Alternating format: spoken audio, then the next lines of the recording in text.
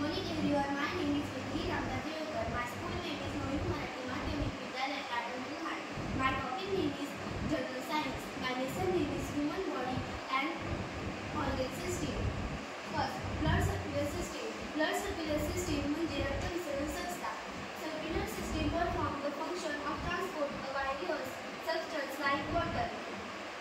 म्हणजे शरीराच्या विविध चमेलीला अवयवांमध्ये पाणी, विद्राव्य घटक, ऑक्सिजन आणि टिकाऊ पदार्थ यासारख्या पदार्थांचा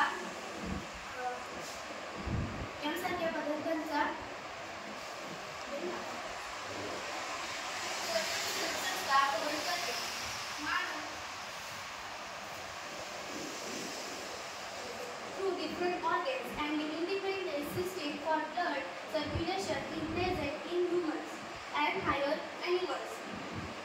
म्हणजे मानव आणि उच्चतर प्राणी यांच्यामध्ये रक्तविसरण संस्था ही स्वतंत्र असते. It consists of heart, blood vessels in capillaries.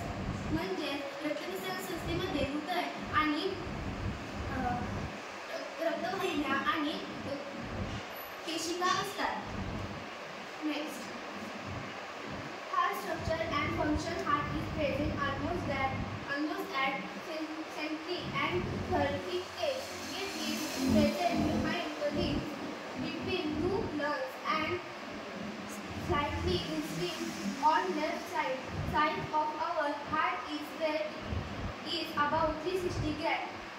म्हणजे छातीच्या पिंजऱ्यामध्ये जवळजवळ मध्यभागी हृदय असते.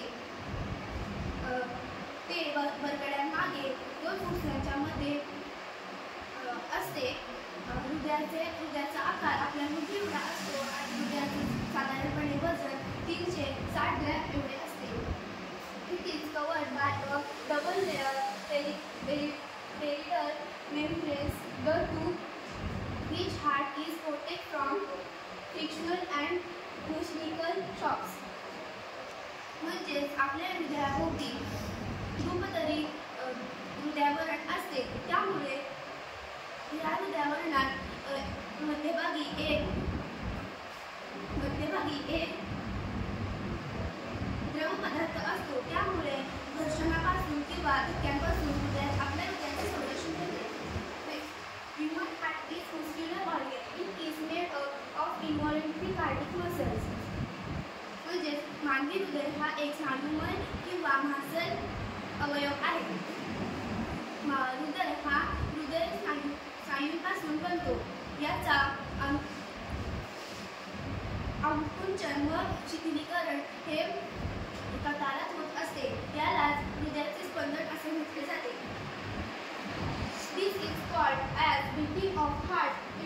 Internally, heart is divided into left and right compartments by a vertical partition. Each of those compartments is again divided into two chambers. Thus, in all, heart consists of 4 chambers.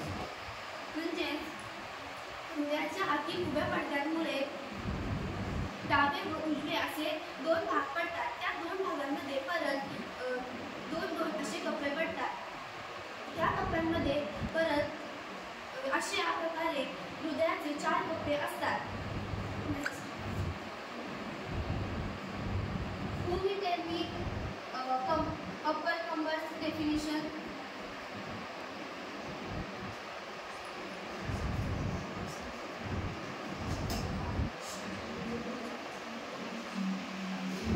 Upper chambers definition कोण सांगेल? Upper chambers are called as atria, singular atrium, and lower chambers as meningia. म्हणजे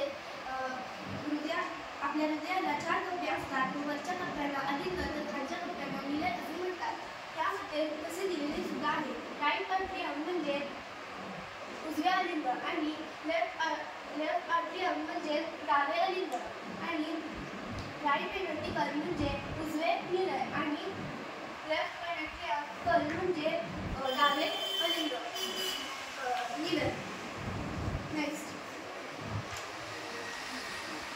blood vessels structure and function. म्हणजे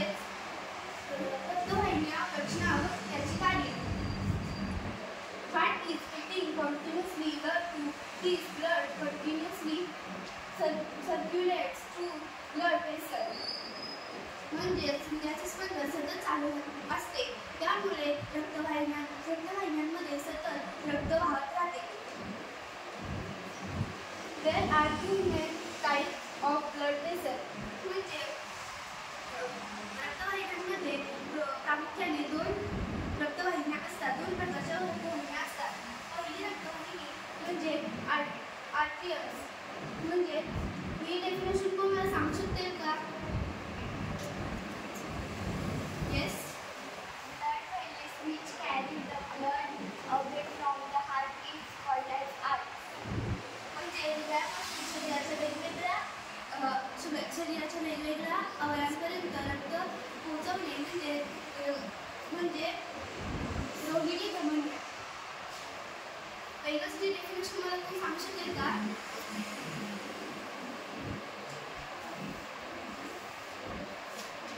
Yes.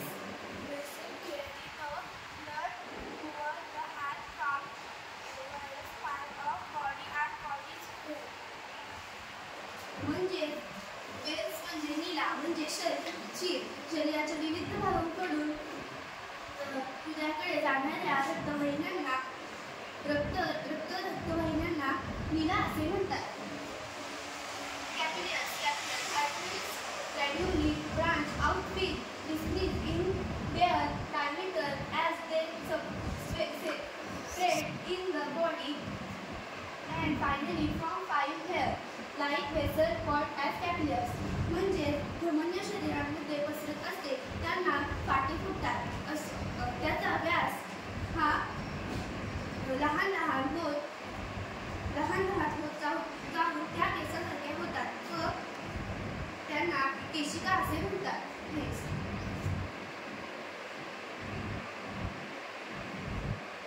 या definition मध्ये Wales आणि artery दिलेले आहे. ही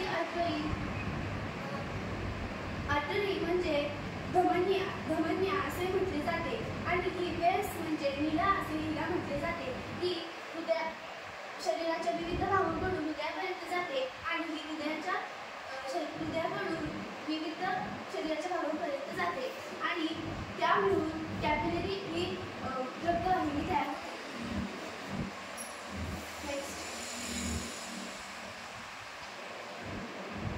ही capillary म्हणजे केशिका आहे. ही ह्याला आर्टिया आणि ह्याला वेल म्हणजे नीला आणि आर्टिया म्हणजे धमन्या असे म्हणतात.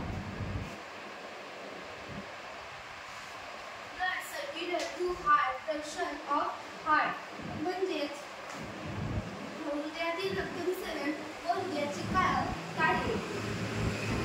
Process of pumping the blood toward various parts of the body, bringing it back towards the heart is called as blood.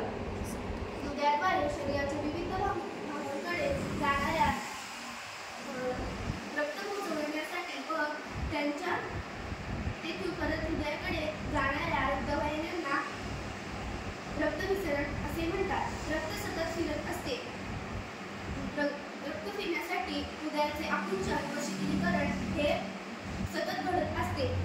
हृदयाचे लागोपाठ एक आकुंचन व शिथिलीकरण मिळून एक हृदयाचा ठोका होतो.